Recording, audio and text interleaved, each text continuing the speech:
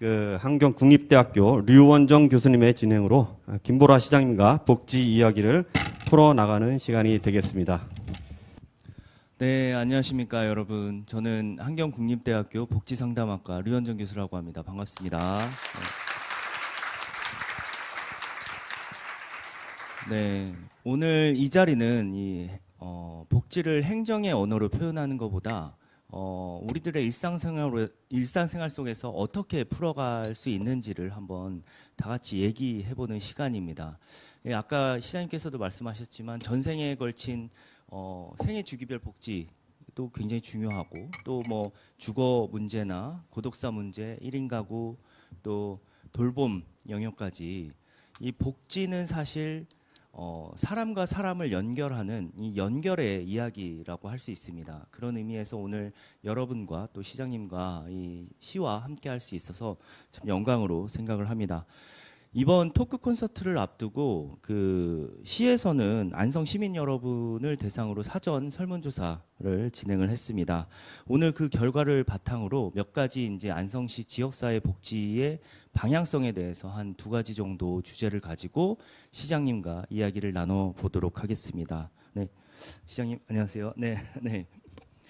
먼저 그 아까 잠깐 나왔었는데 그 사회복지 처우 개선을 위한 그 정책평가 최우수 인증 받으신 거 축하드립니다. 아까 네, 고맙습니다. 소감을 잠깐 못 들었던 것 같은데 한번 말씀해 주시죠. 근데 사실은 굉장히 쑥스러운 게 여기 앉아 계시는 많은 분들이 이렇게 생각할 수 있어요. 뭐야? 내가 받는 이게 경기도에서 최고라고? 그럼 다른 도시는 도대체 얼마나 못하는 거야? 근데 나는 왜 이렇게 봉투가 얇지? 항상 받을 때마다 이런 생각이 들 수 있을 것 같아요. 왜냐하면 그 말씀은 우리 이제 사회복지사들이 고생하고 또 이제 좋은 서비스를 제공하기 위해서 노력하는 거에 비해서 처우가 굉장히 안 좋잖아요. 그래서 시가 하고 있는 것도 어떻게 보면 그렇게 여러분들의 수고에 비해서 큰 게 아닌데 상대적으로 다른 시가 못 해가지고 저희가 받은 거라 좀 어쨌든 민망합니다. 그리고 우리 모두가 이렇게 참 힘들게 살고 있다는 게 참 그렇네요. 네, 더 한번 열심히 해보겠습니다. 네. 네, 박수 한번 주시죠. 그 시장님께서 사실 너무 겸손의 말씀을 하시는데 이 한 가지 말씀드리면 이제 안성시의 처우 개선, 사회복지 처우 개선을 위한 자체 예산 비용이 55.3%입니다. 이거는 31개 그 경기도에 31개 시군이 있는데 전체 시군에서 엄청나게 월등히 높은 1등의 비율인 겁니다. 그래서 굉장히 시장님과 또 많은 직원 여러분들의 뭐 관심과 애정과 그리고 노력과 헌신에 깊은 감사의 말씀을 드립니다. 또 안성시에 또 제가 사회복지인으로서 이 안성시가 만들어가는 따뜻한 이 복지 도시의 큰 자부심을 느낍니다. 또 이 자리에는 이 안성시 시민 여러분과 또 사회복지 종사자 여러분들 또 특히 오늘은 특별히 안성시에 거주하고 있는 우리 청년 여러분들이 너무 많이 참석을 했습니다. 네. 시장님 그 청년들 분들한테 너무 인기가 많으신 거 아니에요? 아, 제가 인기가 많나요? 저는 사실 짝사랑인 줄 알고 있었는데 왜냐면 그 저희 직원들이 저한테 그래요. 너무 대놓고 젊은 직원들 막 청년들만 좋아하고 뭐 우리는 일은 우리가 더 열심히 하는데 왜 우리한테 맨 야단만 하냐 그러고 동네 나가면 아저씨 아줌마들이 너무 대놓고 청년들만 좋아하는 거 아니냐고 막 그래서 저는 저 혼자 짝사랑하는 줄 알았는데 어쨌든 뭐 좋아들 해주신다고 우리 교수님이 얘기하니까 좋네요. 정말 좋아하나요? 아, 네, 고맙습니다. 아마 그런 이유는 제가 봤을 때 그동안 안성시에서 청년에 대해서 너무 무관심하고 근데 안성시뿐만 아니라 대한민국이 제가 아까 그랬잖아요. 청년이 무슨 정책의 대상이야. 그 정도 키워놨으면 자기가 알아서 살아야 되는 거 아니야? 부모도 그렇게 생각하고 나라에서도 사실은 그렇게 그동안 생각을 했었잖아요. 그리고 뭔가 이렇게 제대로 안 풀리면 걔가 뭐가 문제가 있겠지라고 생각하고 그 사람들이 하려고 하는 이야기에 귀 기울이지 않았던 게 대체적인 상황이었었는데 어쨌든 뭐 해주는 건 별로 없어도 야 궁금하면 뭐 니네 뭐가 필요해 이렇게 막 물어보고 그리고 이거 한번 같이 해보지 않을래? 뭐 이렇게 하고 청년들이 모인다 그러면 인원수와 상관없이 어쨌든 제가 웬만하면 다 가거든요. 예. 그러니까 아 그래도 뭔가 우리랑 뭘 하려고 하네, 들어주려고 하네 저 사람은 뭐 그래서 그러지 않을까요? 네. 네, 맞습니다. 제가 대학에서 이제 학생들 만나면 시장님이 소통을 잘하시는 열정적인 시장님으로 굉장히 유명하다고 합니다. 네. 실제로 저희 학교 앞에 횡단보도도 시장님께서 설치를 해주셔서 학생들이 한 15분 정도 돌아가는 거리를 이제는 쉽게 왔다 갔다 할 수 있을 정도로 시장님께서 정말 청년들을 위해서 많은 노력을 하고 계신 것 같습니다. 오늘 이 자리는 단순히 이제 시장님과 제가 뭐 주고받는 뭐 저희만의 얘기가 아니라 여기 계신 시민 여러분들과 그리고 우리 청년 여러분들이 함께 만드는 좀 복지 대화의 시간이었으면 좋겠습니다. 네, 시간관계상 그러면 먼저 고독사 얘기부터 좀 하고 싶은데요. 이번에 저희가 안성 시민 331분이죠. 한 분을 대상으로 사전 설문 조사를 실시를 했습니다.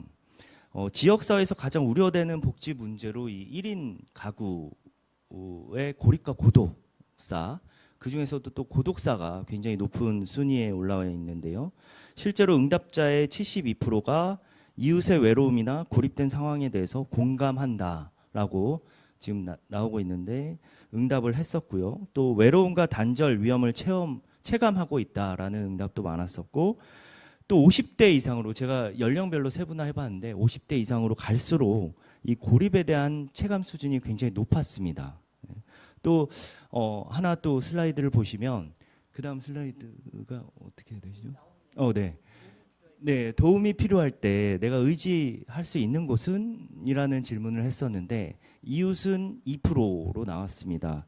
이 사실 지역 공동체의 단절과 복지 안전망의 어떤 사각지대를 좀 잘 표현해주는 지표인 것 같은데요. 그 시장님, 그 사실 이제 5060에서 고독사가 더 많이 나타나고 또 뭐 경제적 빈곤이나 가족 해체 그리고 뭐 사회적 고립에 이르기까지 고독사 문제가 이제는 사실 연령이나 지역에 국한되는 것이 아닌 굉장히 심각한 사회적인 이 사각지대 문제라고 생각을 하는데 고독사에 대한 좀 시장님의 생각을 먼저 좀 듣고 싶습니다. 그러니까 제가 이제 수치를 굉장히 좋아하거든요. 그래서 뭐 이렇게 물어볼 때마다 많아요 그러면 많은 게 도대체 얼만데요? 10개가 많아요? 20개예요? 15개 이렇게 막 물어보거든요. 근데 이게 수치화되지 않으면 사실은 명확하게 문제를 파악하기가 어렵고 주관적인 개념들이 많이 섞여서 근데 저희가 이제 1인 가구 종합 대책을 세우면서 안성시에 있는 1인 가구들을 쭉 이렇게 이제 확인을 해봤는데 1인 가구는 연령대가 어떤 연령대가 제일 많을 것 같아요? 노인, 그다음에 청년, 중장년. 어디가 제일 많을 것 같아요? 그쵸. 어르신이 많을 것 같죠. 거의 비슷했어요. 한 1, 2% 정도 차이 나고 안성시의 1인 가구 중에 33%, 34%, 35% 요 정도예요. 거의 똑같았었거든요. 그래서 왜 이렇게 1인 가구가 비슷하지? 어르신들은 사별하니까 혼자 사시는 분들이 많을 것 같고 청년들은 이제 결혼하기 전에 분가해서 뭐 대학 때문에 아니면 직장 때문에 여기 와서 혼자 사는 사람이 많으니까 안성이 또 5개나 대학이 있으니까 그럴 수 있다 이런 생각을 했는데 중장년에 혼자 사는 사람이 왜 이렇게 많지? 이해가 안 되더라고요. 근데 이제 보니까 안성이 이제 직장 때문에 이렇게 주말 부부를 하거나 뭐 이렇게 해서 혼자 사는 사람도 많고 이혼 가구가 또 많으면서 최근에 혼자 사는 분들이 많은 거예요. 근데 각각 이제 물어봤어요. 혼자 사시는 여러분들의 가장 1순위로 필요한 게 뭐냐 그랬더니 그 어르신들은 건강이 제일 걱정이다. 는 거고 그다음에 청년들은 주거 문제가 제일 힘들다 그러고 40, 50대 이분들이 제일 얘기했던 게 사회적인 관계 형성에 어렵다 이런 얘기를 하셨어요. 그러니까 이제 이 중장년의 사회적 관계가 잘 원만하게 안 되시는 분들 가족 하고도 이미 오랜 기간 단절이 돼 있고, 그다음에 직장도 안정적인 직장이 아닌 경우에는 사회 활동을 할 수가 없잖아요. 그러니까 이제 이런 분들이 이제 고립되면서 건강 상태가 이제 안 좋아지고, 이러면서 이제 이런 고독사라든지 더 심해서는 이제 막 자살까지 가는 경우들이 발생을 이제 하게 되는 게 아닌가 싶어요. 근데 이런 분들은 사실 저희가 기본적으로 복지 서비스망에 걸리지가 않아요. 혼자 사시는 어르신들은 독거노인 뭐 이런 방문 간호도 하고 뭐 이런 여러저러 프로그램이 있는데, 그리고 청년들도 최근에 이제 뭐 이러저런 프로그램들을 하는데, 특별히 이분들은 복지에서 이제 사각지대인 거죠. 이분이 뭐 만약에 소득이 뭐 국민기초생활수급자가 되면 모를까, 그러지 않으면 이제 이분들에 대해서는 정말 아무도 돌봐주지 않는 가장 이제 어떻게 보면 힘든 계층이지 않을까, 이런 생각들을 가지고 있습니다. 그래서 저희가 자살한 분들도 또 연령대를 보면 이 연령대가 안성에서 자살자도 제일 많아요. 그래서 건강 상태 나도, 그리고 그 흡연과 음주도 이분들이 굉장히 많아요. 저희가 건강 조사를 해보면. 그래서 요 연령대에 혼자 사시는 분들이 안 좋은 모든 문제들을 다 가지고 있으면서도 서비스나 도움을 받을 수 있는 길이 완전히 차단된 분들이 아닌가. 뭐 그래서 결국에 가서는 이제 그런 고독사까지 가지 않는가, 이런 생각이 좀 들어요. 그래서 네. 그래서 해결 방법은 동네에서 좀 해결을 해줘야 되지 않을까, 사실 저는 그런 생각을 하거든요. 그래서 뭐 예를 들면 우리 연립 아파트에 누구가 혼자 살면 누군가가 이렇게 두드려서 우리 연립 아파트에 뭐 반상회니까 한번 나와봐라든지, 아니면 먹을 거를 했으면 같이 나눠 먹자라고 이렇게 손을 내밀거나, 아니면 이분들이 보통 편의점에 가서 삼각김밥 이런 거 아니면 컵라면 먹는 분들이거든요. 그러면 우리 동네에 있는 편의점에서 저 아저씨는 왜 매일 와서 삼각김밥하고 컵라면만 먹을까? 근데 오늘은 왜 안 왔지? 그 아저씨한테 무슨 문제가 있을까? 이렇게 사실은 동네에서 그런 징후들을 좀 발견하고 전문 기관에도 연결도 좀 의뢰도 해주고, 또 동네에서 스스로 이렇게 좀 같이 관계를 맺을 수 있게끔 손을 내밀어주고, 이런 게 필요하지 않을까, 좀 이런 생각이 들어요. 네. 네. 이 고독사라는 문제의 출발점이 사실은 제도가 아니라 관계로 시작된다라는 시장님 말씀이신 것 같은데, 굉장히 저도 공감을 합니다. 사실 일본 같은 경우에도 고독사 문제가 원래 1980년대 훨씬 저희 이전부터 이 사회적 문제였는데, 일본 같은 케이스도 이런 이웃 돌봄 체계나 커뮤니티를 좀 활성화시키는 정책적인 방향성이 있었어요. 근데 정말 이게 중요한 정책인 것 같습니다. 근데 사실 그러면은 이웃에 대한 커뮤니티 돌봄 뭐 이런 것들을 좀 서로 돌본다는 개념인데, 그게 정책적으로나 아니면은 결국은 시민과 행정과 전문, 여기 뭐 사회복지 종사자분들 계시지만 뭐 전문가들이 이 세 개의 체계가 유기적으로 뭔가 거버넌스 체계를 좀 구축을 해야 될 것 같은데, 시에서는 좀 이런 여러 가지 이웃 돌봄 체계나 이런 것들을 좀 여러 계획이 있으신지 좀 이게 여쭙고 싶습니다. 이제 저희가 마을 단위로 하고 있는 거는 이제 마을 공동체 사업들을 하거든요. 그래서 이제 그 사업을 통해서 어쨌든 최대한 마을 분들이 우리가 이웃사촌이란 말처럼 서로 만나서 얘기하고 또 자주 보면서 서로의 안부를 물을 수 있는 관계들, 그리고 마을 잔치도 하고 이제 이렇게 하는 것들을 저희가 이제 마을 단위로 하고 있고요. 근데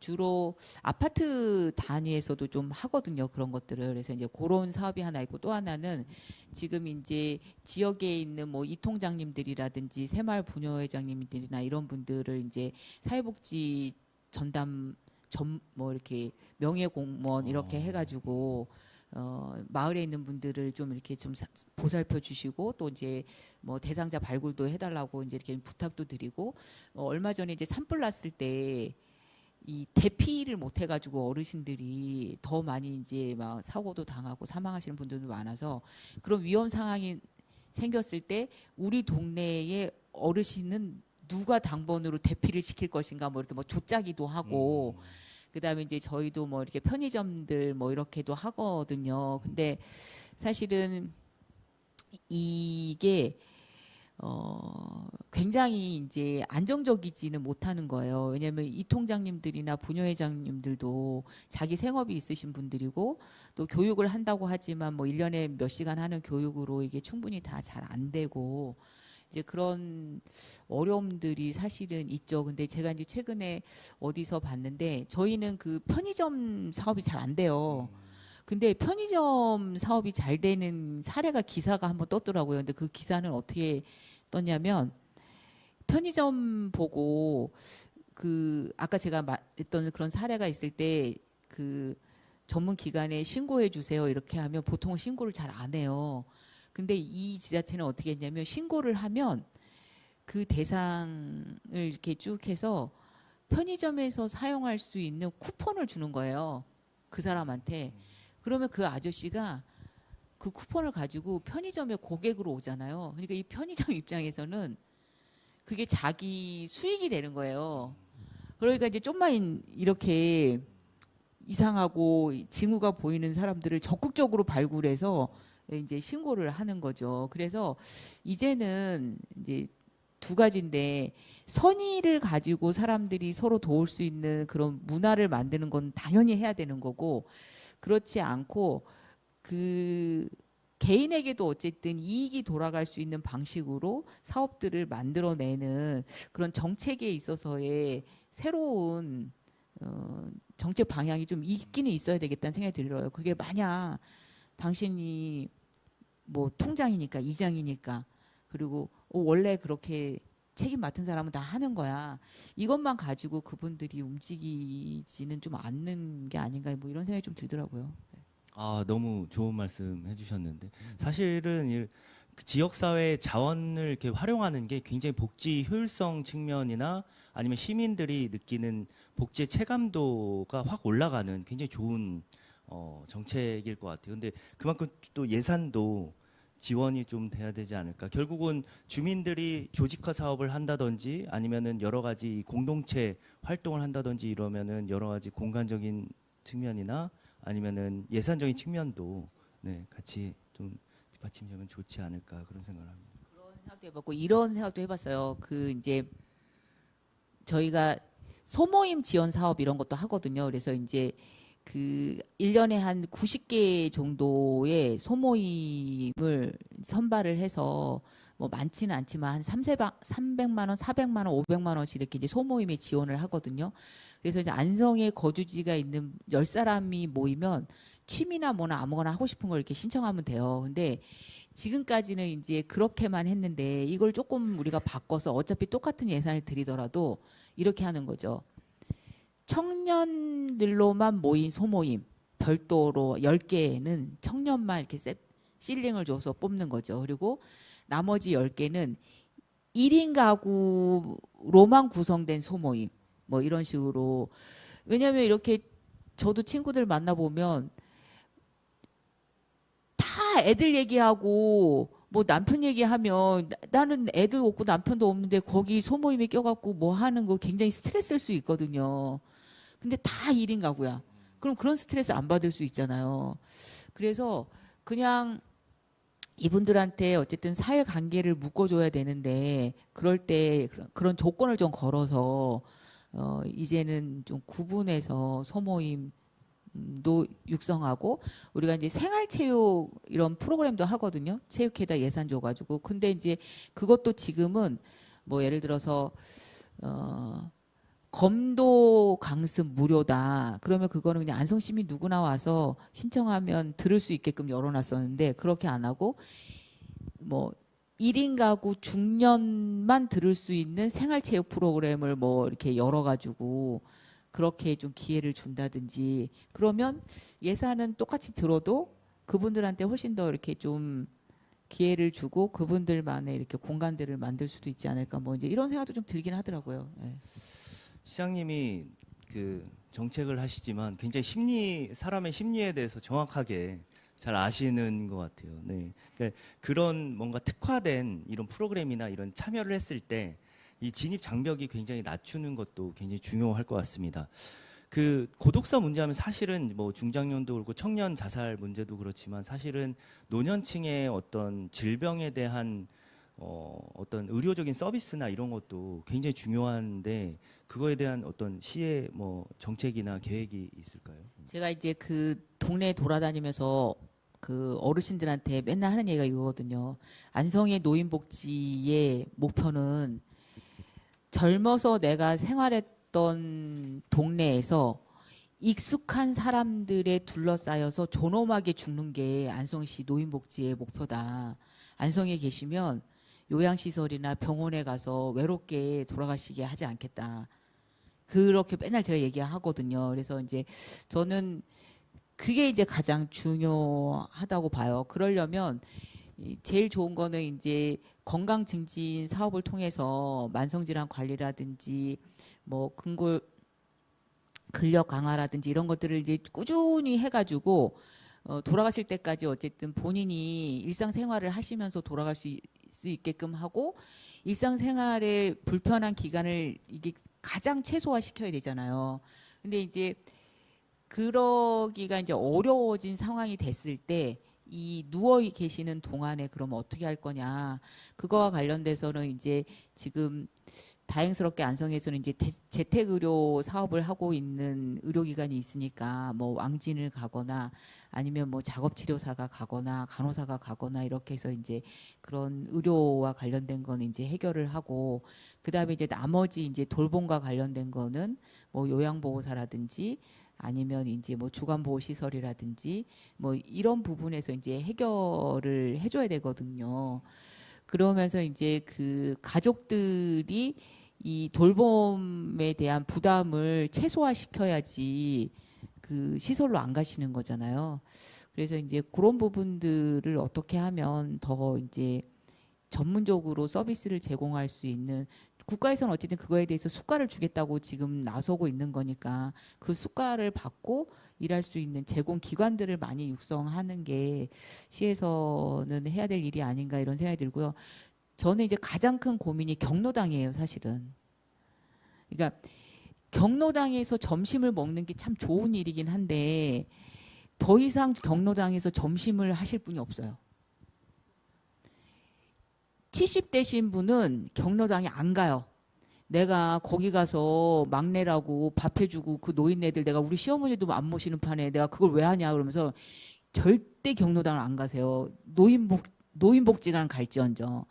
그러니까 이제 70대 후반 80대 분들만 경로당에 모여 있는 거예요. 그러니까 도대체 그분들이 밥을 하실 수가 없어요. 그리고 이제 그 식사 도우미도 아무도 안 하려고 그래요. 식사 도우미를 하면 넌 돈 받았잖아. 네가 다 해야지 이러면서 손 하나 까딱 안 해요. 이 어른들이. 그리고 반찬이 짜니 맵니 뭐 다니 뭐 이렇게 불평을 해요. 그러니까 돈 꼴랑 그거 몇십만 원 받고 내가 더럽고 치사해서 그거 안 한다 그러면서 동네에서 하겠다는 분이 아무도 없어요. 그래서 이제 그 이장님 사모님이 봉사를 하시거나 노인회장님 사모님이 봉사를 하시면 잘 운영이 되지만 그렇지 않은 동네는 점점 이제 점심 식사가 안 돼요. 그리고 이게 다 좌식으로 돼 있으니까 이게 집처럼 생겨 있잖아요. 이거 프로그램을 운영을 할 수가 없어요. 그래서 저희가 이제 내년에 안성형 경로당 그 표준 모델 그 설계를 할 거거든요. 그래서 앞으로 짓는 경로당은 집처럼 안 짓는다. 그래서 프로그램이 운영이 가능하고 거동이 불편하신 분들도 이용할 수 있겠는 구조로 이렇게 가는 거 하고 그다음에 이제 식사를 어떻게 하면 그렇게 마을 분들한테 맡기지 않고 해볼까 이게 이제 고민인데 지금 농협에서는 간편식을 만들어서 지역 농산물을 가지고 경로당에 이제 드리면 그냥 대어만 먹을 수 있게끔 이 시범 사업을 하고 있거든요. 그런 방식이 하나 있고 저는 개인적으로 그 초등학교에서 학교급식을 하잖아요. 근데 애들 수가 점점 줄어가지고 사실은 학교급식도 이게 수지가 안 맞거든요. 그러니까 초등학교에서 아이들 점심을 하면서 어르신 것까지 하는 거죠. 그래서 초등학교 권역별로 거기서 이렇게 이제 밥을 배달하는 거죠. 학교 급식처럼 경로당 급식을. 그죠? 너무 좋은 거죠. 그래서 뭔가 어쨌든 그런 대책이 있지 않으면 길어봤자 5년 안에 저는 경로당 지금 같은 시스템은 이제 못할 거라고 봐요. 그래서 우리가 그 5년 동안 새로운 이 경로당 중심의 그 복지 사업들을 조금 바꿔야 된다는 생각이 있어요. 네.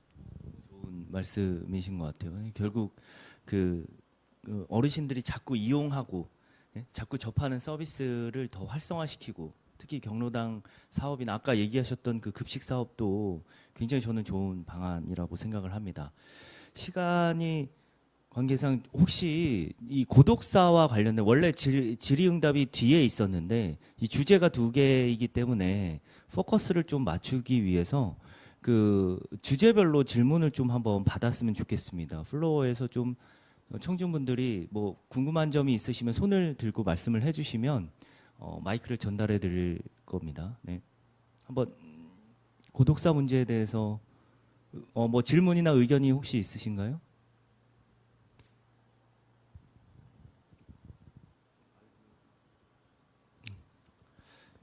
네.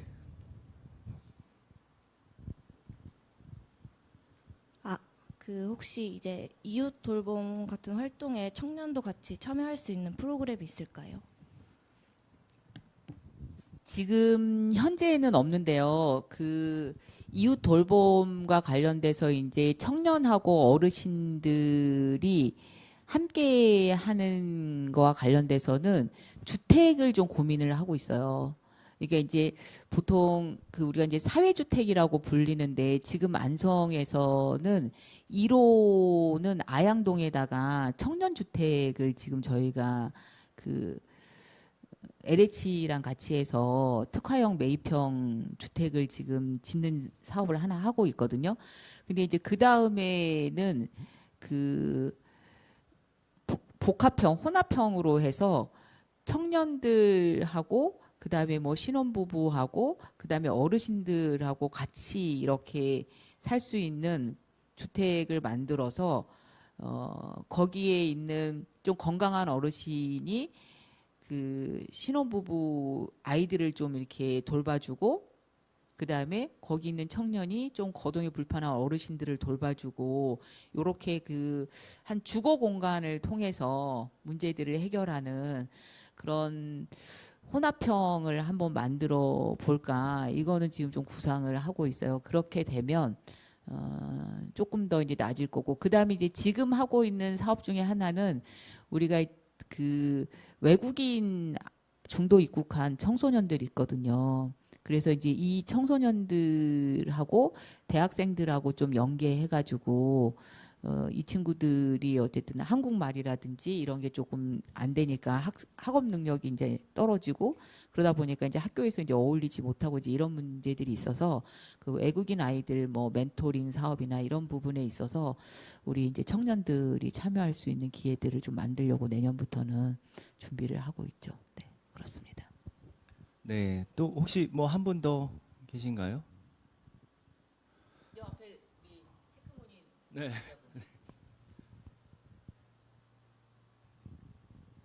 아까 시장님께서 그 복지 사각지대 노인 분들의 문제에 대해서 들었는데요. 그분들을 그 안성시에서 그 좀 발굴하려고 시도했던 사례가 혹시 있었을까요? 그 저희가 중장년과 관련돼서는 사실은 발굴을 하기 위해서 특별하게 이렇게 했던 거는 없는 것 같아요. 아직까지는. 예. 근데 이제 뭐 그분들이 연령대는 그런데 국민기초생활 수급자라거나 아니면 뭐 이런 데 있으면 이제 이렇게 하는 거지만 딱 그런 경제적인 조건 빼고 중장년에 고독사 징후가 있는 분들 이렇게 해서 발굴은 해보진 않았는 것 같아요. 네. 감사합니다. 그 고독사라는 게 사실 모니터링이나 스크리닝이 굉장히 어려운 아까 말씀하셨지만 어려운 부분인데 그것도 앞으로는 좀 더 네. 또 대학 차원에서도 사실 저희도 학계에서도 많은 고민을 하고 있습니다. 어떻게 하면 제대로 된 스크리닝이나 이런 것들을 할 수 있을까에 대한 고민을 같이 또 시와 함께 논의를 해보도록 하겠습니다. 그거를 하려면 제가 봤을 때는 그 안성이 10인 미만 제조 사업장이 굉장히 많거든요. 그러니까 이제 그런 데서 일하시는 분들이 대부분 이제 외국인 노동자거나 아니면 이제 한국인 노동자 중에서 그 연령대가 좀 높으면서 이제 그럴 수 있는 확률이 좀 상대적으로 많잖아요. 그래서 그런 분들을 찾아가려면 사실은 산단이나 그런 기업 중심의 산업 복원을 좀 해줘야 돼요. 그래서 이제 지금 저희가 뭐 이렇게 그 기업들하고 연계해가지고 가서 금융 교육을 하거나 아니면 만성질환 관리 프로그램이라든지 뭐 건강 관리 프로그램 뭐 몇 주짜리 이런 걸 보건소가 하거든요. 근데 이제 그런 거 할 때도 보면 그래도 어느 정도 이제 규모가 있고 회사의 오너가 관심 있는 데만 신청을 하지 10인 미만의 그런 사업장들은 그 사업장 자체를 외부에 공개하는 거를 싫어해요. 그래서 저는 만약에 한다고 하면 산단 중심으로 그래서 그 기업 오너하고는 이게 잘 안 되니까 산업 단지 내에서 뭔가 프로그램을 해야 그분들이 일 끝나고 가까운 곳에서 바로 올 수도 있고 또 이제 정보 접근성이나 이런 게 그분들이 늘 움직이는 게 집하고 공장일 거 아니에요. 그분들은 다른 데를 안 가니까. 그렇게 산단 중심의 뭐 복지 사업이나 보건 사업들을 만들면 조금 그런 분들을 스크린을 할 수 있지 않을까. 그리고 인력사무소 뭐 이런 쪽하고 뭐 이제 이런 생각도 좀 들긴 하더라고요. 네, 말씀 잘 들었습니다. 지금 시간이 여기 대관이 제한이 되어 있죠? 괜찮나요? 네, 괜찮아요. 네, 네.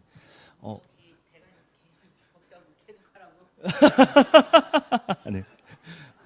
아니 제 처음에 이제 주무관님들께서 이 사회를 이렇게 해달라고 하셨을 때 편하게 하시면 된다고. 예? 그냥 편하게 손석희처럼만 사회해 달라고 저한테. 그래서 편하게 하라는 건가 아니면 어떻게 하라는 건가 좀 여러분들도 편하게 참여를 하셨으면 좋겠습니다.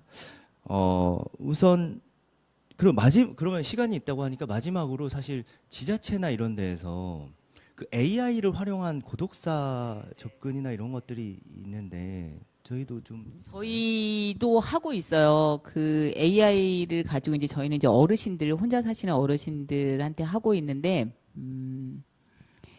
그 제가 이제 좀 자랑하고 싶은 건데 그게 이제 여러 가지 버전이 있어요. 근데 이제 그 어떤 버전이 있냐면 그냥 AI 기계를 어르신들한테 주고 그다음에 어르신이 그거를 이제 활용을 하시게끔 하는 거죠. 그래서 뭐 같이 낱말 퀴즈도 하고 말벗도 되고 노래도 듣고 거기서 같이 이렇게 뭐 운동도 하고 뭐 이런 거를 이제 하게끔 하는 건데 처음에 이제 그거를 해보니까 어르신들이 처음에 몇 번 가서 가르쳐 드릴 때는 잘 하시는 거예요. 근데 이제 잘 하시는 분도 있지만 대부분 특히 남자 어르신들은 안 하세요. 귀찮기도 하고 어떻게 하는지도 잊어먹고 그래서 이제 저희가 생각한 게 동네에 그 건강 도우미 활동가들을 모시고 교육을 해가지고 그분들한테 이제 교통비를 조금 주면서 교통비 정도를 주면서 그 일주일에만 한 번 정도 그 어르신 집에 가서 같이 그걸 AI 그걸 갖다 놓고 같이 하는 거죠.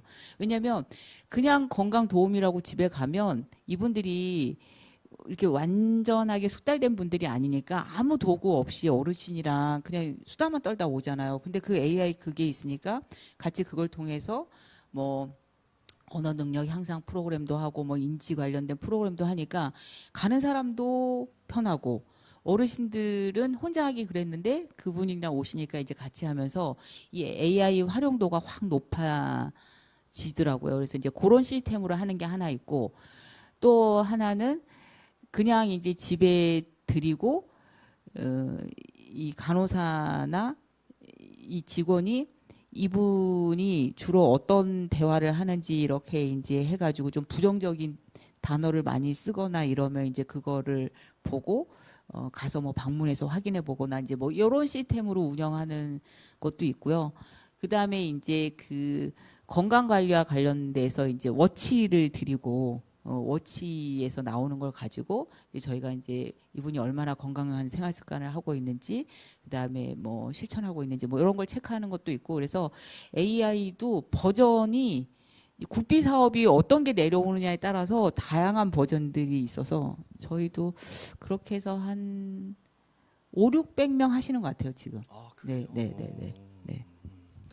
실제로 뭐 옛날에 AI 그 아리아 같은 경우에도 뭐 쓰러지시면서 아리아 도와줘 그러면은 이제 119가 와서 실제로 생명을 살린 사례가 있는데 사실 복지 차원에서도 이 기술과 결합된 복지에 대한 이슈가 굉장히 뜨겁습니다. 그래서 우리 지자체에서도 저는 사실 오늘 처음 알았는데 벌써 한 5,600분 이렇게 수혜를 받고 계신다는 거에 굉장히 좀 놀랍습니다. 네.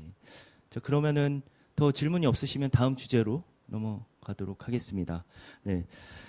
자, 사실 이제 다음 주제인데요. 이 자리에는 정말 많은 그 아까 말씀드렸지만 청년분들도 계십니다. 안성시에 거주를 하거나 안성시의 취업을 생각하고 있는 청년들이 많이 참여를 했는데요.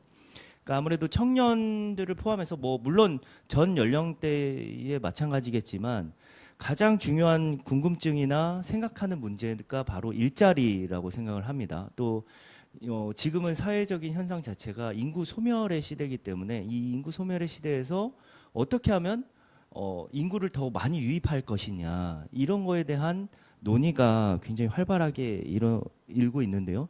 실제로 이제 설문조사 저희가 조사한 바에 따르면 안성시 복지 서비스 우선순위를 묻는 질문에 이 고용 및 일자리 창출이 통합 돌봄과 함께 가장 높게 나타나고 있습니다.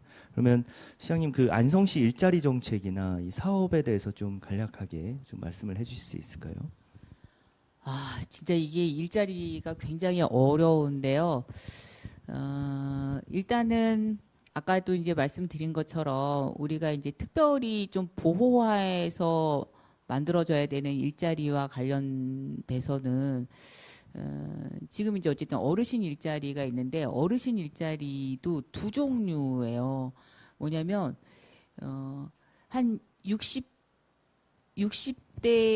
70대 초반까지 건강한 어르신들은 또 그리고 이제 학력도 높고 그다음에 본인이 사회 경험도 있고 이런 분들에 대한 일자리가 필요하고 그다음에 이제 그 정말 노인 빈곤으로서 한 80대 요렇게 이제 좀 움직일 수 있는 분들의 일자리가 또 필요하고요. 그래서 예전처럼 노인 일자리가 다 똑같은 게 가는 건 아닌 것 같아요. 그래서 이제 지금 뭐 시장 진입형이라든지 공공형이라든지 이렇게 나눠서 하기는 하는데 어쨌든 60대, 70대 이분들의 일자리 문제도 굉장히 심각한 거고 이분들이 또 일을 안 하시면 지역에서 고용의 문제도 좀 심각하기 때문에 이분들이 본인의 경험을 살려서 적절하게 일할 수 있는 곳들을 계속 만들어내는 게 필요하겠다 이런 생각이 있고 그다음에 이제 경력 단절 여성들의 일자리도 상당히 이제 필요하거든요. 그래서 조금 더 전문적이고 사회에서 필요한 일들을 할 수 있는 분들이 아까 얘기했던 건강한 어르신 노인 초반 분들, 그다음에 경력 단절 여성들이라고 생각을 하거든요. 그래서 저희가 이제 내년부터는 평생학습관의 프로그램을 좀 대대적으로 개편을 하려고 그래요. 그래서 그 취미 중심의 활동들은 주민자치센터나 이런 데서 하셔라. 그리고 평생학습관은 그 기본적인 뭐 인문학 교육이나 이런 것도 하지만 취창업 중심의 교육을 해라. 근데 그럴 때 1순위는 공공이 필요로 하는 일자리들이 있거든요. 뭐 예를 들면 아까도 얘기했지만 이제 통합 돌봄 사업이 됐을 때 필요한 인력이 있고 우리가 호수 관광이나 지속 가능 관광 사업을 하면서 필요로 하는 인력이 있거든요. 그래서 그 인력은 양성만 되면 시 예산을 가지고 직접적으로 소득이 창출될 수 있는 그런 일자리들이 있어요. 그래서 그런 일자리에 필요한 인력을 우선적으로 평생학습관이나 여성비전센터에서 육성을 하는 방식으로 해서 일을 좀 해보려고 합니다. 그래서 일례로 우리가 한경대에다가 그 베이비부머 행복 캠퍼스를 이제 위탁을 줬는데 거기가 50대 60대 사람들을 교육시켜서 취창업하는 거거든요. 그래서 거기에서 그 인지능력 향상을 위한 뭐 민간 자격증 과정을 했어요. 그래서 저희가 보건소에서 치매안심센터에서 치매 어르신들 가정에 방문해서 인지 강화 교육을 할 때 그분들을 채용해서 하고 있거든요. 이런 식으로 어쨌든 지역에서 필요로 하는 공공 서비스에 필요한 인력을 직접 시가 육성한다. 그런 연령대를 대상으로 해서 이제 그런 계획들을 가지고 있고요. 그 다음에 이제 청년과 관련돼서는 청년들이 일하고 싶은 좋은 직장을 많이 만드는 게 이제 시가 가장 해야 될 일인데 일단은 산업과 관련돼서는 저희가 이제 아까 영상에도 보셨다시피 소부장 특화단지 하면서 이제 반도체 관련된 기업들 그리고 이제 두 번째로는 현대자동차 배터리 연구소가 들어오면서 저희가 그 자율주행, 2차 전지, 그다음에 드론 뭐 이런 쪽에 이제 지금 산업을 중심으로 이제 하고 있는 게 하나 있고 그다음에 또 하나는 그 식품, 제조, 가공, K푸드, 농업 이렇게 연결된 게 있고요. 그다음에 하나가 이제 관광, 문화 그다음에 로컬 크리에이트 이렇게 이제 영역들을 나눠서 4가지 영역에 집중적으로 우리 청년들이 함께 일할 수 있는 구조들을 이제 만들어 가는 걸 지금 내년 상반기부터 그 청년 창업 지원센터를 저희가 개소를 할 거거든요. 거기를 중심으로 해서 이제 어쨌든 그런 일들을 할 거고 그다음에 이제 좋은 기업을 유치하는 거와 관련돼서 제가 이제 기업 대표들을 만나서 얘기해 보면 이런 얘기를 해요. 안성에 내려와서 일을 하고 이 공장이나 회사를 차리고 싶은데 그게 안 되는 이유가 청년들이 난방 한계선이 있다는 거예요. 그래서 주거지는 동탄까지고 그다음에 직장은 판교까지가 청년들 난방 한계선이라는 거예요. 그래서 비싸도 그 위에서 하는 거예요. 실제로 삼성이랑 SK가 안성에 안 들어오고 용인에 들어온 이유가 뭔지 아세요?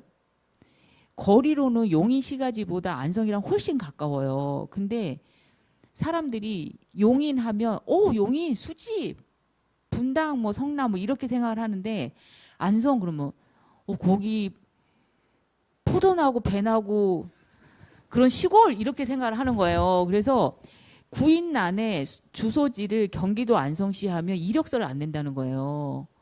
그러니까 삼성도 직원을 구하려고 용인에다 하는 거예요. 사람들이 거기가 용인의 남사가 벌판인지 몰라요. 그냥 용인시라니까 용인이래 이런 거지. 그래서 이제 그거를 이게 악순환인데 닭이 먼저냐 달걀이 먼저냐인데 청년들이 없어서 회사를 여기를 못 옮기겠다는 거예요. 근데 청년들은 좋은 회사가 없으니까 여기 못 오게 여기 안 살고 다 나가겠다는 거잖아요. 그래서 이 문제를 어떻게 해결할까 이렇게 고민을 하다가 그러면 젊은 사람들이 살기 좋은 도시를 만들어야 되겠구나. 그리고 도시 이미지를 너무 시골스럽지 않게 해야 되겠구나.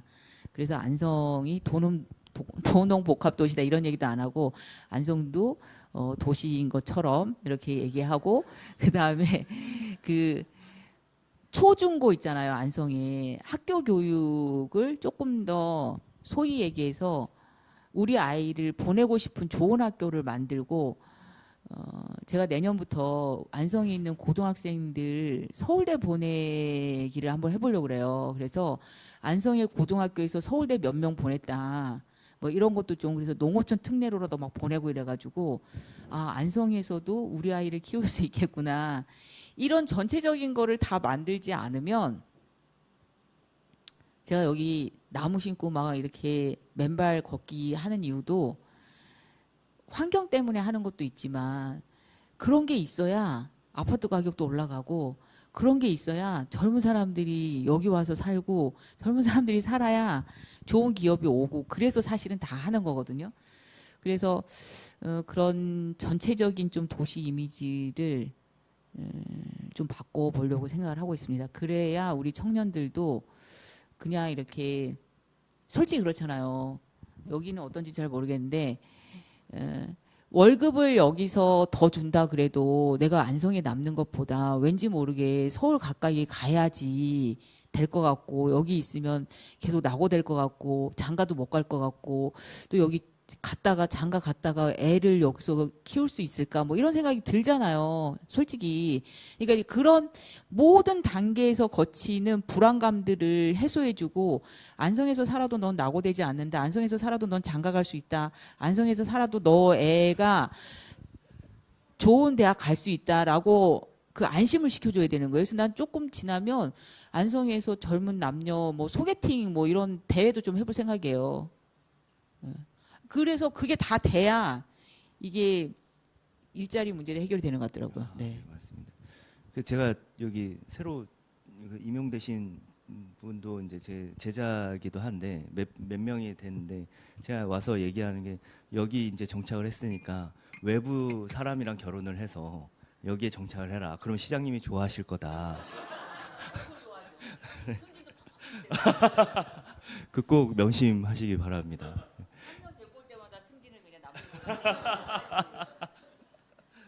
그 지금 너무 좋은 말씀을 많이 해주셔서 사실 이제 뭐 첫 번째로는 이제 대학의 역할도 중요하다고 생각을 해요. 사실은 산업적인 측면에서 이 시가 개발을 하고 대학에서 인재를 양성해서 또 그 인재가 다시 경제적인 이 안에서 활동을 하면서 여기에서 정착을 하는 좀 선순환적인 구조 모델을 형성하는 게 굉장히 중요할 것 같고.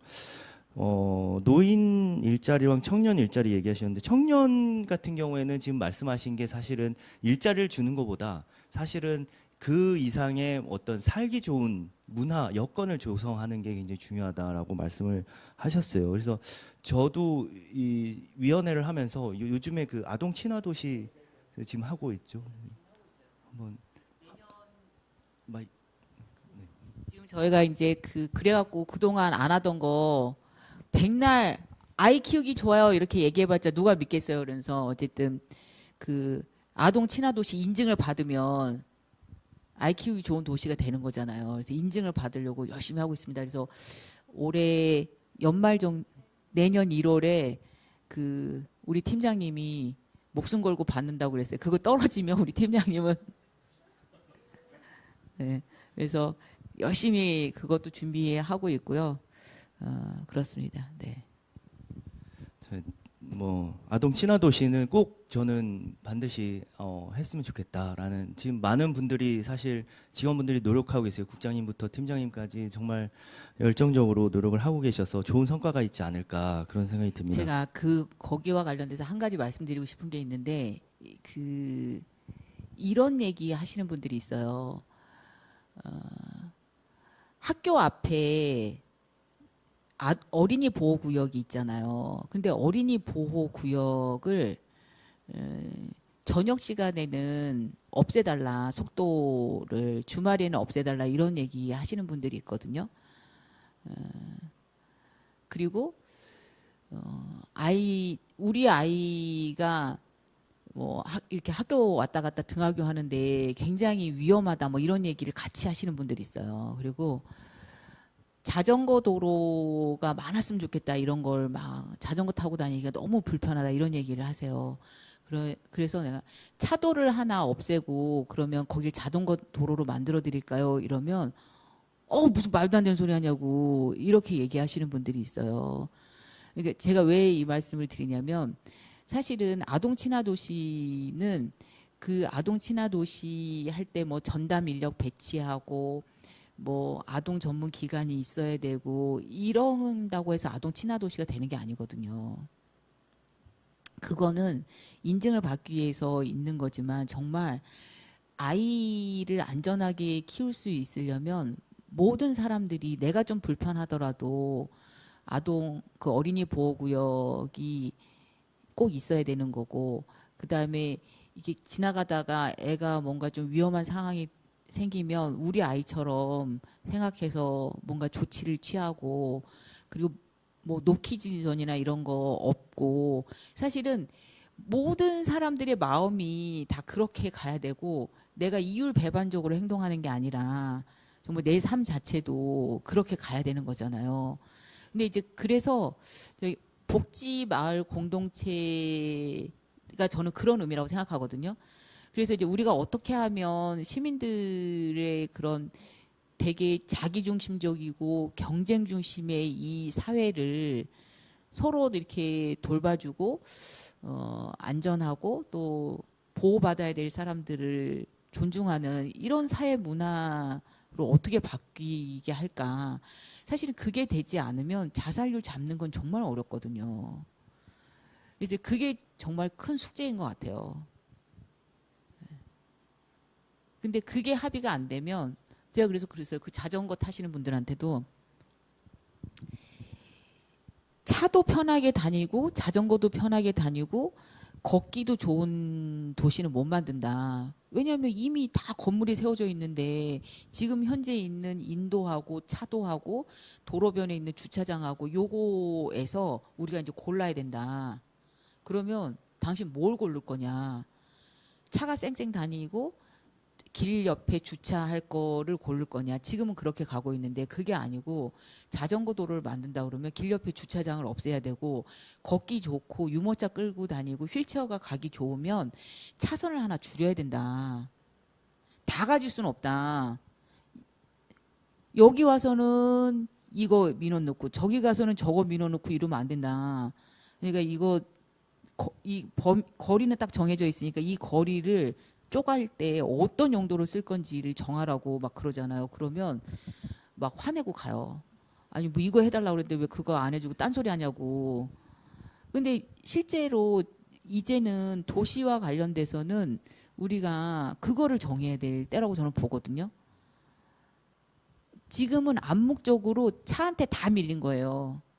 차가 다 점거했어요. 모든 도시의 공유지는 차들이 다 점거했어요. 그리고 다 쫓겨난 거거든요. 자전거 쫓겨났고 휠체어 쫓겨났고 유모차 쫓겨났고 사람도 이제 쫓겨나서 거들 곳도 없잖아요. 그늘도 없고 뭐 나무들은 예전에 쫓겨났고. 근데 그러면 아니 유모차를 끌고 다닐 수가 없는데 무슨 아동 친화 도시야. 그래서 이게 단순히 복지 기관만의 문제가 아니라 도시 전체를 어떻게 설계할 것인가, 그리고 우리가 도시 설계에 있어서 어떤 가치를 가장 중요하게 생각할 것인가의 문제라고 봐요. 그래서 모든 복지기관에서도 저는 만나는 사람들한테 그런 교육을 해야 된다고 생각해요. 보는 사람마다 다. 그래서 자기도 모르게 세뇌돼가지고 투표를 하면 아 그래 사람 휠체어에다가 표를 던져줘야 돼. 자동차에 던지는 게 아니라 이런 사람이 많아져야 바뀌는 거거든요. 어차피 표로 움직이는 거니까. 근데 누가 휠체어에다가 이 표를 던지겠어요. 다 자동차나 주차장에다 던지지. 그러면 세상은 안 바뀌는 것 같아요. 진짜 맞는 말씀이신 것 같아요. 그 결국은 시민의 성숙도가 올라가는 것도 중요한데 이게 정책의 하나하나의 방향성과 홍보의 효과도 충분히 있을 것 같다라고 생각이 들어요. 우리가 아동 친화 도시 인증도 받고 또 여러 가지 시장님께서 고민하고 지금 시행하고 계시는 여러 아동 친화적인 정책 자체가 모여서 또 그거에 대한 효과로 시민 성숙도도 같이 올라갈 수 있지 않을까, 좀 그런 생각을 해봅니다. 네. 또 하나는 아까 이제 노인 일자리나 이렇게 말씀하셨는데, 그러니까 결국 여기에서 연결될 수 있는 게 공공 일자리 사업이나 아니면은 그 아까 말씀하셨던 사회적 경제 일자리, 기업 이쪽으로 얘기를 하셨는데, 그 사실 가장 큰 고민이 이제 좋은 그러면 사회적 경제라는 뭘까 이런 생각들 하고 그러니까 이윤 추구도 중요하고 그 양질의 어떤 일자리를 질적으로 양질의 일자리를 확보해서 지속 가능하게 서비스를 제공하는 것도 중요하고 근데 어떤 접점이 있을지 좀 말씀을 드릴 수 있을까요? 그 정말 어려운 문제인데요. 왜냐하면 우리나라 이 구조가 가치를 추구하면서 돈을 벌기 굉장히 어려운 구조이거든요. 그래서 공공구매 시장을 열지 않으면 민간 시장에서 이 사회적 경제 기업들이 살아남기가 어려워요. 왜냐하면 뭐 이런 얘기 드리면 뭐 약간 오해하실 수도 있는데 제가 이제 그 시장하기 전에 의료생협이라고 하는 그 협동조합에서 일을 했잖아요. 근데 이제 저희는 기본적인 가치가 적정 진료를 하는 거예요. 근데 대한민국에서 환자를 적정 진료하고 교육을 이렇게 하고 약을 주기보다는 이렇게 해서 돈을 벌기가 어려워요. 그 당시에 의사 한 명이 하루에 80명 정도는 봐야 이게 급여나 이런 게 나오고 그러거든요. 근데 의사 혼자 한 30명을 봐야 환자가 오면 혈압약을 드시지 마시고 음식은 싱겁게 드셔야 되고 이런 설명을 막 해야 돼요. 근데 설명을 막 하잖아요. 그러면 환자들이 나가면서 뭐라 그러냐면 약 처방전도 안 줬는데 돈을 왜 받냐는 거예요. 그러니까 의사가 이게 한 10분, 20분 열심히 떠든 것도 약 처방전을 안 주면 한 게 없다고 생각하는 거예요. 돈을 왜 받냐고.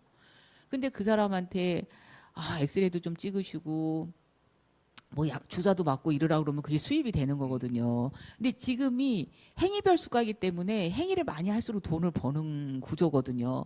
근데 마찬가지로 지금 우리나라의 모든 이런 것들이 민간하고 경쟁을 해야 되는데 민간은 돈을 벌기 위해서 아주 고도화되어 있는 분들이기 때문에 거기서 가치를 찾고 좋은 근무 환경을 만들어주고 조금 더 급여를 많이 주면서 이게 유지하기는 굉장히 어려워요. 민간 시장은. 그래서 우리가 이제 공공의 영역을 두드리는 건데 특히 이제 지역 농산물, 친환경 농산물도 학교 급식이 없으면 농민들 지금처럼 이렇게 버티지 못하거든요. 근데 학교 급식에서 계약 재배를 해서 일정 정도 가격을 높게 사주니까 농민들이 유지하고 농업이 유지되는 거거든요. 그것처럼 이 사회연대 경제가 유지되려면 그래도 적정 가격을 주고 있는 공공의 영역을 들어갈 수밖에 없어요. 그래서 지금 우리 안성시가 이제 표창패, 뭐 공로패 이런 거 주는 거 있잖아요. 시장상. 그 시장상을 만든 업체가 범죄 피해 여성들의 자활을 돕기 위한 사회적 기업에서 만드는 표창패거든요. 근데 그분들이 정말 어려웠었어요. 근데 어쨌든 제가 시장이 되면서 시에서 만드는 모든 표창패를 다 사주잖아요. 그걸로 다 그 기업에서 하는 거거든요. 그러니까 기본 그 기업은 재정 이제 매출이 이제 기본 보장이 되고 가는 거죠. 네. 이제 아니 그걸로 다 버는 건 아니지만 어쨌든 안정적으로 1년에 안성시가 사주는 그 물량이 있는 거죠.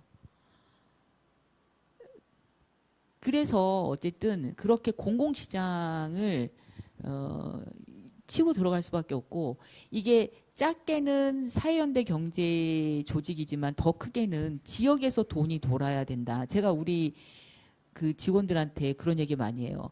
시가 예산을 들여서 우리 사회복지사들도 마찬가지인데 건강검진을 해준단 말이에요. 직원 건강검진을. 근데 왜 직원 건강검진을 안성의료원에서 안 받냐고요. 다 딴 데 가서 받아요. 작년에 우리 사회복지사들 시에서 예산 준 거 건강검진 안성의료원에서 받으신 분 손 한번 들어보세요. 여기서. 아무도 없어요. 제가 그거 보고 막 야단했어요. 뭐 하는 짓이냐.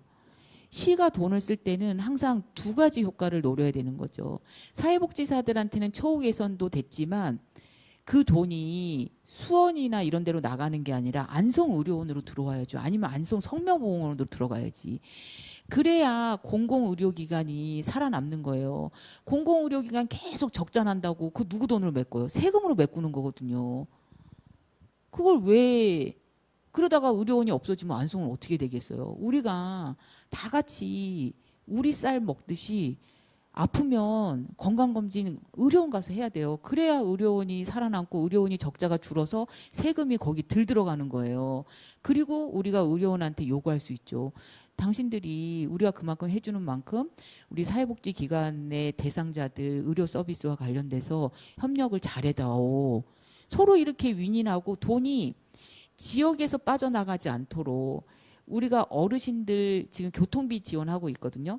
그 교통비 지원 가지고도 지금 민원이 엄청 많이 나와요. 왜냐하면 안성에서 차를 타는 건 우리가 교통비 지원을 하는데 타고 평택을 갔어. 평택에서 타고 안성 들어오는 건 저희가 지원을 안 해요. 왜 안 해주냐? 그것도 해줘야지 막 이러는 거예요. 안 된다. 왜 안 되냐 그래서 평택에 왜 가냐? 아, 뭐 친구도 만나고 밥 먹으러 간대. 그래서 안성에서 만나라. 이거 어쨌든 안성 사람들 세금 낸 거 갖고 안성에서 돈을 주는데 차 타고 안성에서 돈을 써야지. 평택 나간 것까지 내가 왜 돈을 주냐. 그거 못 준다. 그랬더니 그런 게 어딨냐 했어. 그런 게 어딨냐고 여기 있지. 돈은 안성에서 써야 되는 거예요. 그리고 우리가 어르신들 임의용 쿠폰도 그냥 돈으로 줄 수 있어요. 그러면 그분들이 그걸 가지고 평택의 미장원도 갈 수 있고 사실은 머리 안 자르고 술 사 먹을 수도 있잖아요. 근데 임의용 쿠폰으로 줘서 안성에 있는 미장원하고 이발소에서만 쓸 수 있게끔 한 거거든요. 그러면 어르신들은 깨끗해져서 좋고 지역의 소상공인들은 돈을 벌 수가 있잖아요. 우리가 소상공인들한테 지원금을 주느니 그렇게 주는 게 좋잖아요. 그래서 모든 정책은 돈을 쓰면 2가지 이상의 효과가 나도록 써야 되는 거죠. 그래서 절대 돈이 안성 밖으로 안 나가야 돼요. 여기 안에서 뱅글뱅글 돌아야 돼요. 그래서 여러분들도 시에서 준 예산 가지고 뭐 사업하잖아요. 이벤트하고 물건 살 때 좀 비싸도 안성에서 사셔야 돼요. 절대 돈이 밖에 나가면 안 돼요. 아, 네. 복지 얘기부터 순환 경제 얘기까지 모든 걸 다 담아 주신 것 같습니다. 중요한 얘기 해주셨고 혹시 플로어에서 또 질문이 혹시 있으시면 네.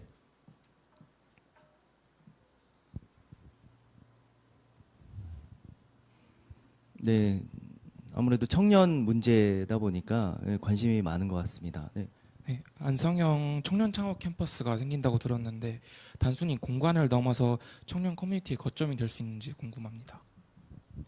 네. 그렇게 하려고 지금 준비하고 있고요. 위치는 그 삼동 행정복지센터 옆에 그 행복주택 있잖아요. 거기에 들어가는 거거든요. 그래서 창업을 하는 분들한테는 뭐 공유 사무실이라든지 개별 사무실을 이제 저렴하게 이제 임대하고 그다음에 이제 나머지 공간들은 다 그렇게 함께 쓸 수 있는 커뮤니티 공간으로 조성을 하려고 지금 계획을 하고 있고요. 거기에서 다양한 이제 프로그램도 운영을 하겠지만 가장 제가 이제 기대하고 있는 건 뭐냐면 음악을 전공하는 친구, 그다음에 뭐 경영을 하고 있는 친구, 경제를 뭐 하고 있는 친구들이 서로 모르는 사람들이 그 공간에서 와가지고 서로 뭐 이런저런 얘기하다가 그래 너는 전공이 뭐야? 넌 건축이야? 나는 경영인데? 나는 그 뭐 문화 쪽인데? 그래서 뭐 이러저런 얘기하다 보니까 술 먹다가 그럼 우리 셋이 같이 창업해갖고 너는 경영 담당하고 그러면 너는 경영이사 나는 무슨 건축이사 뭐 이렇게 해가지고 우리끼리 회사 하나 차리면 좋겠네 이럴 수 있는 그런 많은 기회들을 서로 만들어낼 수 있는 저는 그런 공간이 인위적인 프로그램보다는 훨씬 더 상상력을 많이 만들어낼 수 있을 거다 이런 생각이 들고 그 공간이 그런 공간이 됐으면 좋겠다 이런 생각을 갖고 있어요. 감사합니다. 네, 좋습니다. 뭐 또 질문이 혹시 네.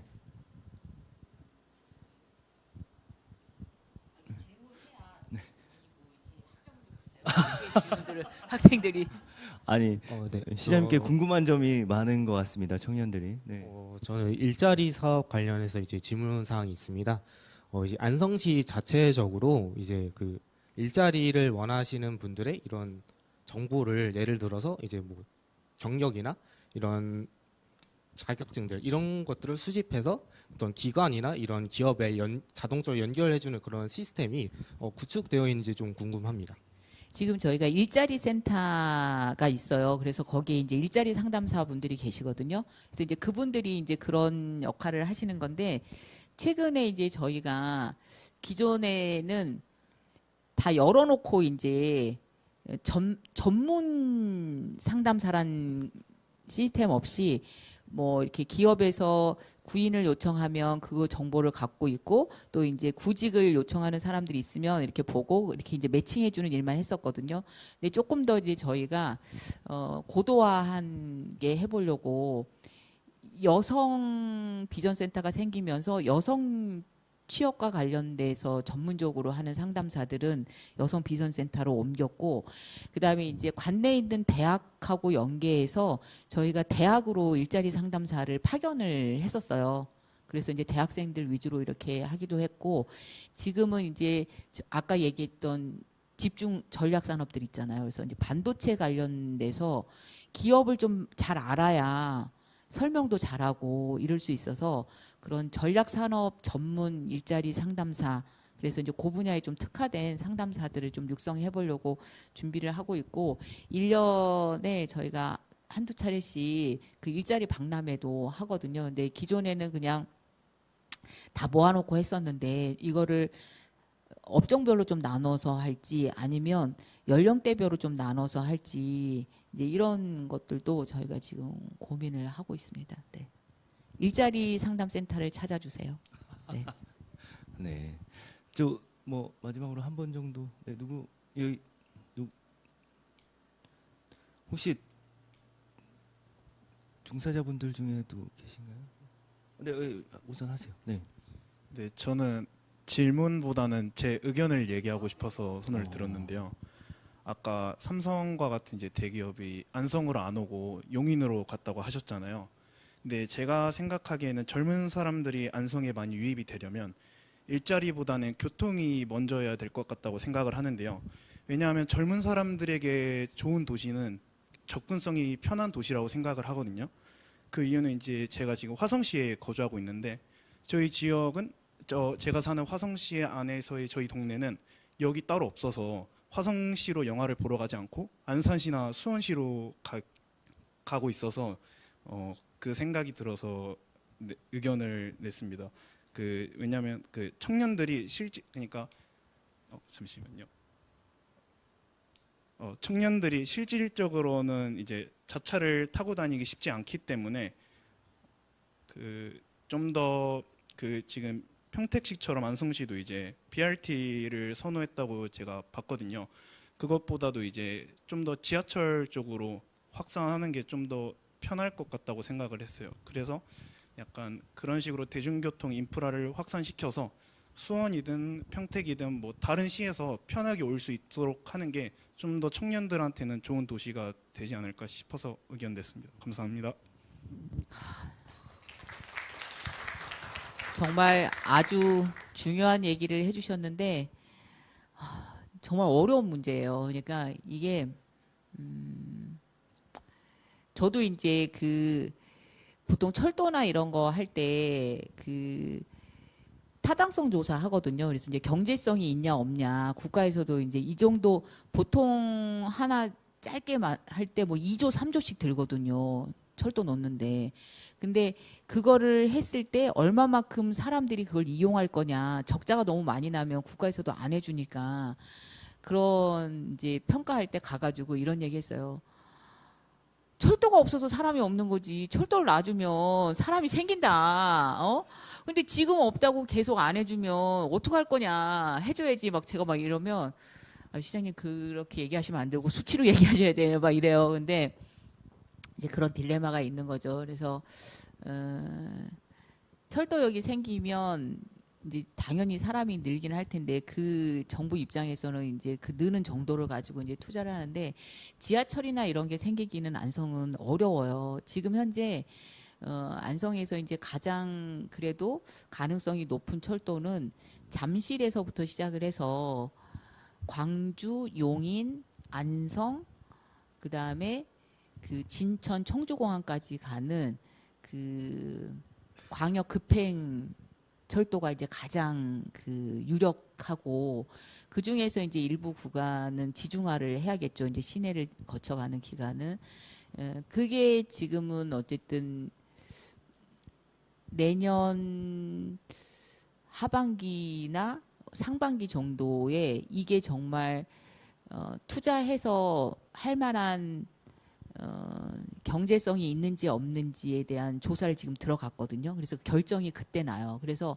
그게 만약에 통과가 되면 그거는 이제 반은 민간 회사가 되고 반은 이제 정부가 되는 거거든요. 그래서 다른 어떤 철도보다도 이제 빨리 이제 진행이 되는 게 이제 그거인데 아무리 빨리 진행이 돼도 설계하고 토지 보상하고 뭐 공사하고 이러면 한 10년 걸려요. 우리가 기차를 타보려면. 그러면 그게 이제 계획대로 된다고 하더라도 2035년에나 이제 기차가 가거든요. 그래서 그거는 이제 그거대로 하고 지금 이제 임시 방편으로 하는 게 어쨌든 이제 광역버스를 이제 계속 늘리는 일을 하고 있는 거죠. 그래서 지금 교대까지 가는 광역버스를 안성에서 서울 교대까지 가는 광역버스를 대광이랑 지금 심의 중인데 서울의 교통 혼잡을 줄이기 위해서 지방도시에서 서울로 가는 차는 심의위원회를 거쳐야 돼요.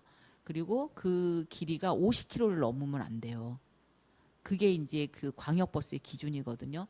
그래서 이제 어쨌든 계속 그런 쪽으로 이제 하는 거고 또 인근 도시와의 시외버스 노선들을 계속 만드는 일들을 이제 앞으로 이제 계속 할 필요가 있는데 그게 이제 문제는 뭐냐면 적자를 메꿔주는 조건으로 노선을 만드는 거거든요. 그래서 이제 서울은 뭐 적자 날 일이 없지만 동탄 가는 버스는 적자거든요.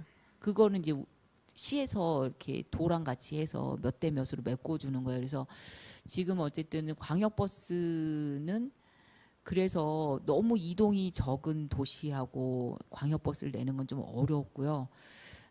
그래도 어쨌든 계속 이제 할 겁니다. 그건 그렇게 하고 그다음에 이제 시내버스가 문제인데 여러분들이 들어보셨겠지만 이제 컴팩트 시티란 얘기가 나오는 이유가 안성이 면적이 서울시의 93%예요. 근데 인구가 21만 명이 살고 있거든요. 그러다 보니까 다 그리고 너무 흩어져 살아. 그래서 우리 동네에 버스가 하루에 몇 번 오냐인데 그거를 다 할 수가 없어요. 지금 우리가 버스 적자분 메꿔주는 게 1년에 한 80억이 돼요. 그걸 안 메꿔주면 지금 시내버스 안 다닐 때 숱하게 많아요. 하루에 한두 명 타는 버스도 있어요.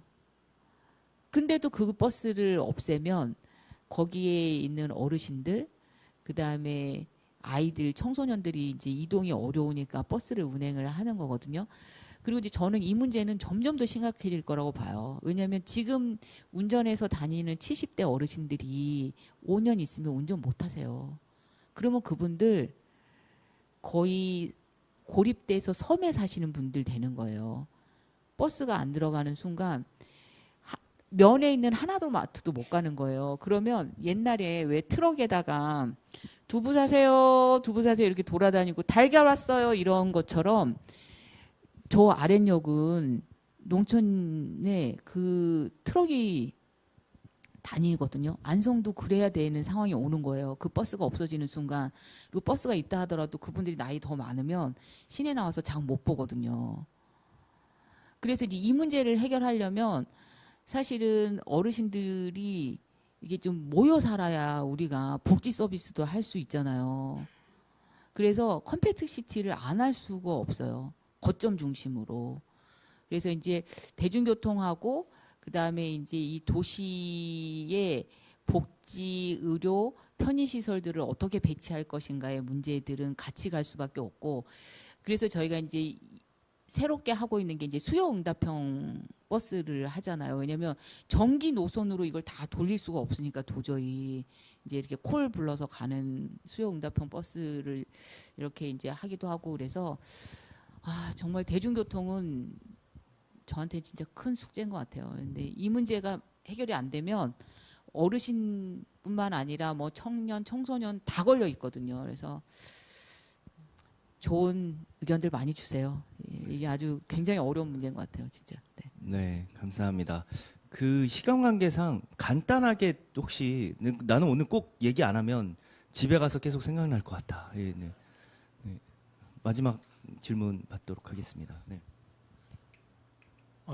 너무 멀리 와서 감사합니다. 일단 좋은 자리 마련해 주셔서 너무 감사하고요. 좀 떨리는 마음이지만 천천히 정리해서 말씀드리겠습니다. 아까 말씀하셨던 것처럼 가치를 추구하는 일을 하고 있는데 좀 먹고 살기가 힘들어서 이 자리에 와서 꼭 목소리를 내려고 왔습니다. 오늘 좀 주제로 다루어지지는 않았는데 장애인 복지와 관련된 일을 하고 있습니다. 저는 여기 아양동에서 아동발달센터를 운영하고 있습니다. 아까 또 수치를 좀 중요하다고 생각하신다고 하셔서 안성에는 지금 발달재활 서비스 제공기관이 지금 현재 8개 있습니다. 옆에 평택은 예를 들어 한 44개 정도가 있고요. 좀 많이 부족한 상황입니다. 아이들이 근처에 있는 친구들이 좋은 센터를 가기 위해서 평택으로 나가기도 하고요. 뭐 멀리 천안 혹은 뭐 용인까지 다니고 있습니다. 그 결단을 시장님께서 좀 더 빠르게 내려주신다면 아마 좀 더 많은 친구들이 가까운 곳에서 저희 센터에서, 그리고 좀 저도 먹고 살기 좋게 만들어 주실 수 있을 것 같아서 이렇게 목소리 내었습니다. 감사합니다. 저런 분들이 많아져야 돼요. 네, 좋은 말씀 감사합니다. 너무 용기 있게 잘 얘기를 해주셔서 정말 필요한 얘기를 잘 해주신 것 같습니다. 네. 자, 오늘은 시간 관계상 대화는 여기서 좀 마무리해야 될 것 같습니다. 네, 시장님 어떠셨어요? 말씀. 제가 말을 길게 하지 않으려고 무진장 노력을 했는데, 워낙에 평소에 제가 이렇게 고민을 하고 있던 얘기들에 대해서 여러분들이 질문을 하셔서 사실은 답이 아닌 제 현재의 고민 수준을 말씀을 드렸거든요. 그래서 한다는 거야, 만다는 거야 도대체 이렇게 이제 느끼셨을 수도 있지만, 제가 방금 말씀드렸던 모든 분야의 고민들은 여러분들이랑 함께 했으면 좋겠고요. 그리고 그게 결론이 나오면 사실은 움직이는 것도 여러분들이 움직이시는 거지 제가 그 일을 할 수 있는 건 아니잖아요. 그래서 어쨌든 여러분들도 안성에 대한 애정을 갖고 또 복지에 대해서 애정을 갖고 계신 만큼 함께 고민해 주시고 또 함께 실천해 주셨으면 좋겠습니다. 그래서 저는 좀 속이 좀 시원해졌어요. 네, 왜냐면 평소에 어디 가서 이런 고민을 얘기할까 했는데 뭐 여기서 오늘 속 시원하게 얘기하니까 아주 속이 시원합니다. 네. 네, 너무 뿌듯합니다, 시장님. 손석희처럼 못하겠지만 네, 감사합니다. 그 행정이라는 틀이 그 바운더리를 만들고 시민들이 그 안에서 행복하게 생활할 수 있는, 서로가 서로를 돌볼 수 있는 이 지자체, 이 안성시 안성형 복지 모델이 미래에 머지않아서 올 거라고 저는 오늘을 통해서 또 확신할 수 있었습니다. 오늘 이 시간을 통해서 시민 여러분들과 또 청년 여러분들이 이 복지에 대해서 더 가깝게 또 더 따뜻하게 다가가는 또 시간이 되었기를 바랍니다. 네, 오늘은 여기까지 하도록 하겠습니다. 네, 시장님과 시민분들께 감사의 말씀 전합니다. 감사합니다. 네. 네, 오늘 안성시 복지뿐만 아니라 이제 안성시정과 관련한 많은 이야기를 나눴습니다. 오늘 함께해 주신 그 시장님과 그 한경국립대학교 유원종 교수님께 다시 한번 큰 박수 부탁드리겠습니다. 네, 오늘 마무리하면서요, 이것으로 마무리하겠습니다. 그리고 저기 행사를 기억하기 위해서 기념 촬영을 하도록 하겠습니다. 첫 번째는 저쪽 관객석에서 그대로 계신 채로 사진을 찍도록 하겠습니다.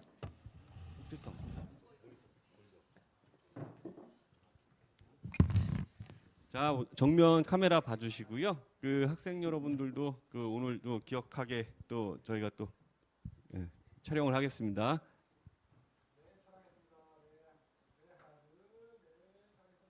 좀 피곤하시더라도 잠깐 졸린 눈을 약간.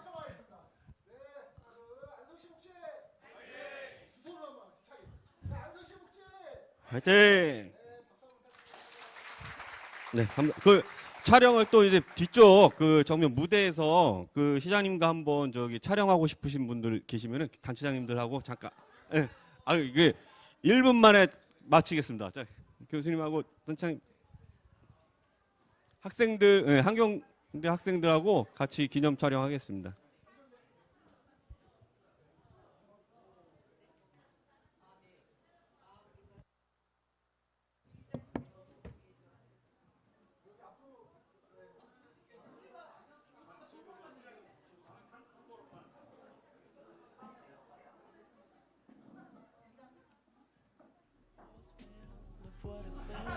저기 남학생들은 뒤로도 올라서 주셔도 돼요. 예. 옆에 여학생들 3분 왼쪽으로 내려와 주세요. 예.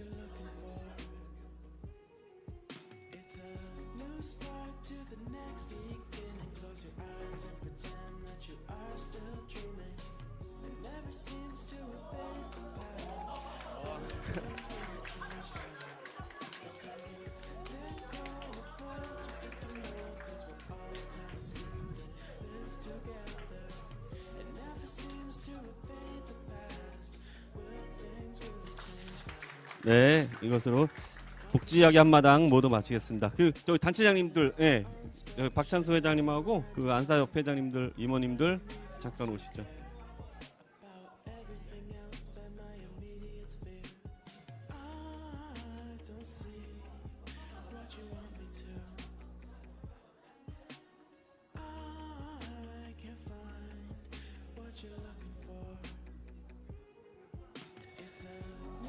행사는 다 끝났습니다. 늦은 시간까지 자리해 주신 모든 분들께 감사드리면서 그 남은 저녁 즐거운 시간 보내시기 바랍니다. 감사합니다. 학생 여러분들 감사합니다. 네.